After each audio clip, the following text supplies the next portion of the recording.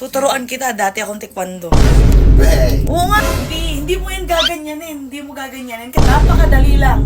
Alam mo anong gagawin? Diba, alam mo naman na sobrang dami na talaga mga masasamang tao ngayon, masasamang loob. Kaya kailangan maturuan kita kung paano mag-self-defense. Sino? Gusto mo? Tuturuan kita, dati akong taekwondo. Wey! Oo nga! Para kita. Ay, basta tuturuan kita, ganito yan guys. Kapag kayo hinold up or tinutukan kayo ng kahit ano sa gilid, ganito lang yan, di ba? Pag ganyan, di ba? Ginaganyan kayo, usually ginaganto, di ba?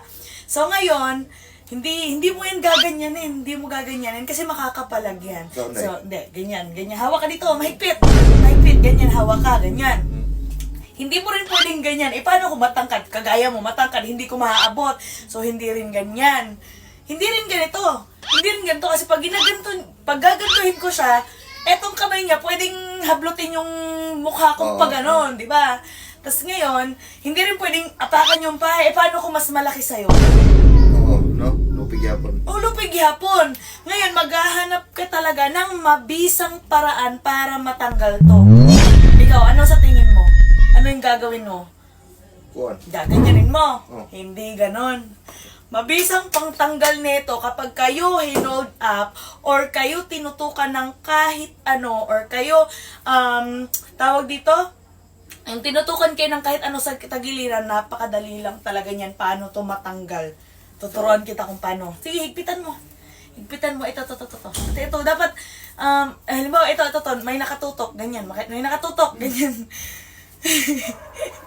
Nakatutok, ganyan. Awag ko ganyan kasi nakikiliti ako. Ganyan. Tutok mo, ganyan. Ngayon, para matanggal mo to, napakadali lang. Alam mo anong gagawin? Wala, sino?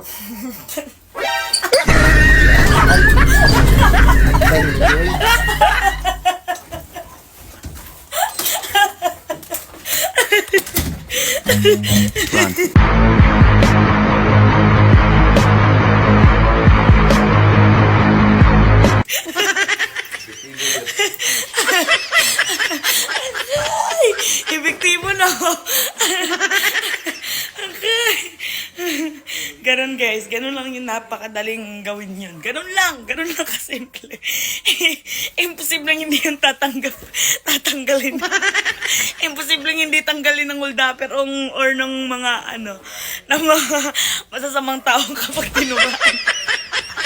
Mas mabisa doon yung merong plema.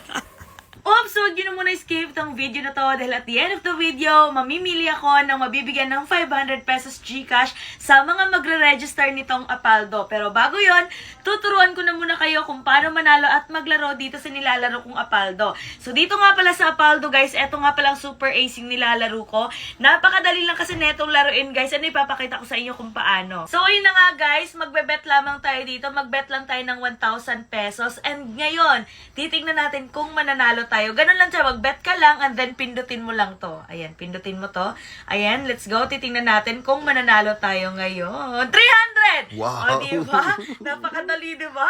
300 pesos ka. Agad 400! O, diba? Sabi ko naman sa'yo, ay! 1,200! 1,200! Oh my God! 1,500! 1,500 guys! Okay, 400 again! OMG! Wow, 150, 150. not bad. Not 150. bad. O diba? Napakadali lang talaga manalo at maglaro dito sa may Apaldo, guys. And ayan, 200 $200. Ganun lang talaga kadaling manalo at maglaro dito, guys. Ayun, 1,700. Steven, nakuha to. Grabe. Ang laki naman Pwede nun. naman pamparis to ba? La, grabe. Ay, 1,000 1,000. ulit. Not bad. 4,000. 4,000. 4,000 nakuha to. OMG. Pila ni tanan? Hala, OMG.